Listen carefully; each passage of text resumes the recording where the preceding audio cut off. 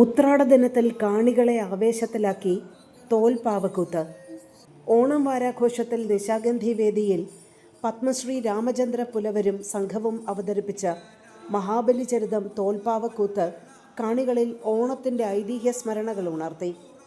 രാമചന്ദ്ര പുലവർക്കൊപ്പം മകൻ രാജീവ് പുലവർ, ഭാര്യ അശ്വതി, മക്കളായ ഇഷാൻ കൃഷ്ണൻ, ഇവാൻ കൃഷ്ണൻ എന്നിവരും തോൽപ്പാവക്കൂത്തിൻ്റെ അണിയറയിൽ പങ്കാളികളായി.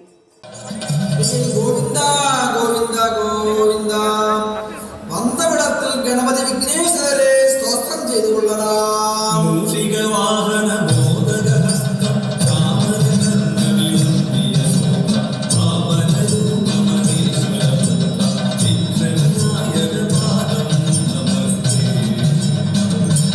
തുടങ്ങിയ ഒട്ടനവധി വിശേഷണങ്ങളുള്ള രാജാവ്. അങ്ങനെയാണെങ്കിൽ ബലിയുടെ ചരിത്രം ഒന്ന് കാണുക തന്നെ.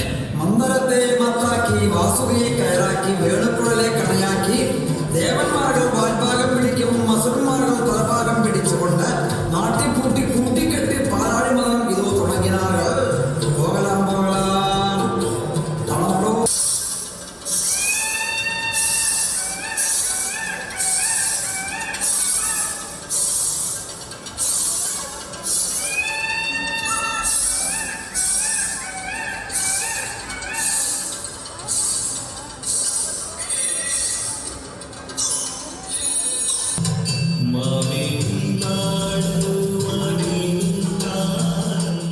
തമിഴ് ഭാഷയിലെ വിഘ്നേശ്വര സ്തുതിയോടെ ആരംഭിച്ച അവതരണത്തിൽ മഹാബലിയുടെ ഭരണകാലം മുതൽ വാമനാവതാരവും പാതാളയാത്രയും വരെയുള്ള കഥാസന്ദർഭങ്ങൾ 80ഓളം പാവരൂപങ്ങളിലൂടെ മനോഹരമായി ആവിഷ്കരിച്ചു.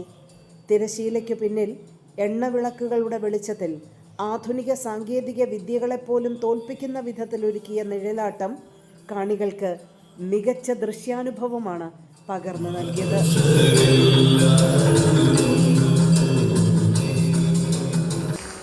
ചടങ്ങിനിടെ tourism director M Anjana Padmashri Ramachandra പുലവരെ പൊന്നാടയണിയിച്ച് ആദരിച്ചു.